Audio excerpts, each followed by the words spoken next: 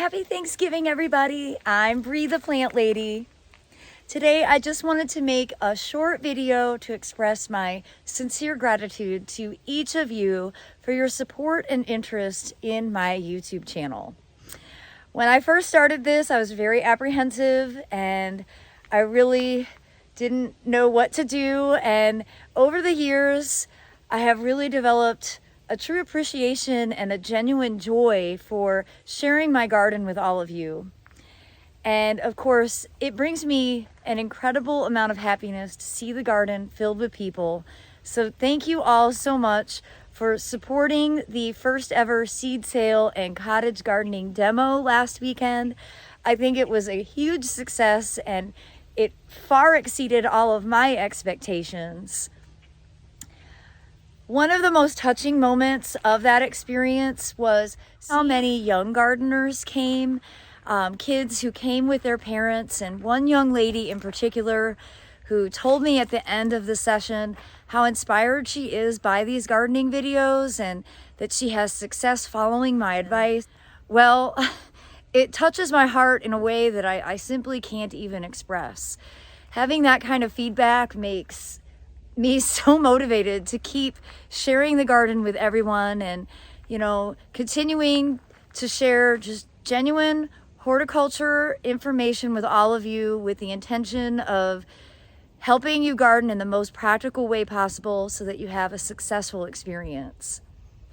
Of course, behind me here are some of my cool season crops. They're not quite ready to be harvested for Thanksgiving today, but I do have a handful of things that I'm going to be able to harvest to share with my friends and family for the holiday that I thought would be fun to share with all of you.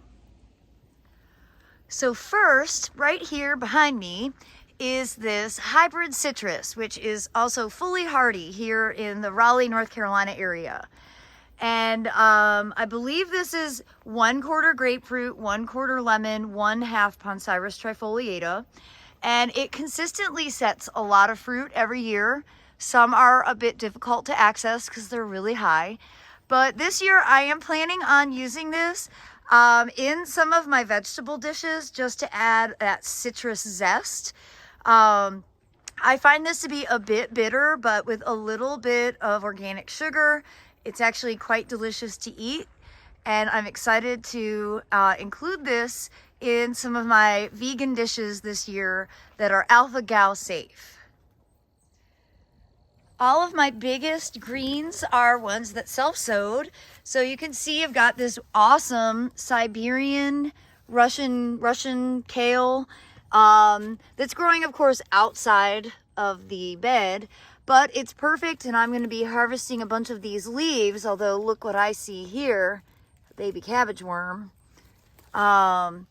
So I'll be harvesting some of this to be able to add again to some of the vegan dishes that I'll be serving this Thanksgiving.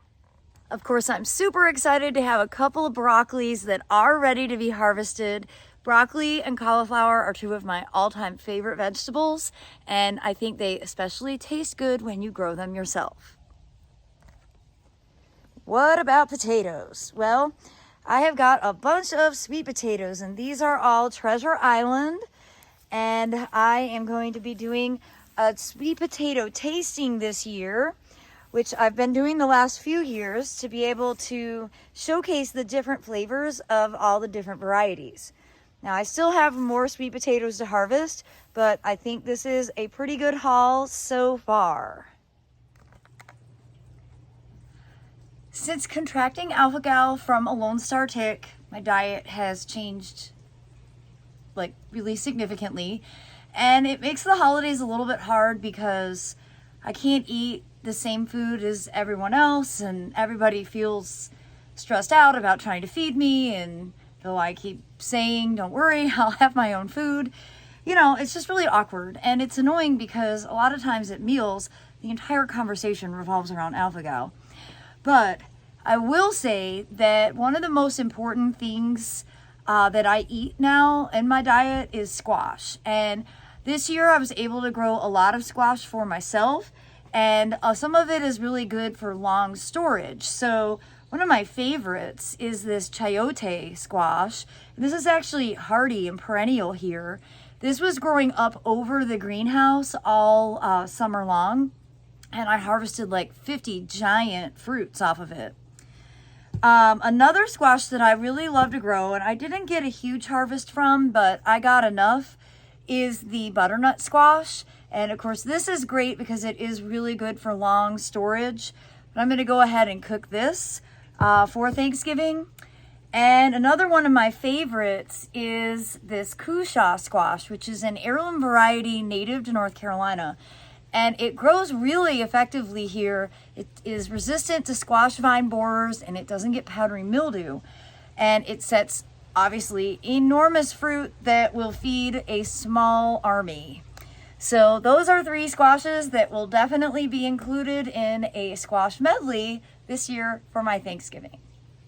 Of course, no Thanksgiving is complete without pumpkins, and though I definitely cannot eat traditional pumpkin pie, I do have some pumpkins that I grew myself that I will be able to make a delicious vegan dessert option with.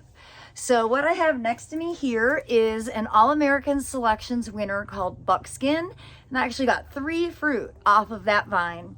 And what I have here in my lap is the Seminole pumpkin.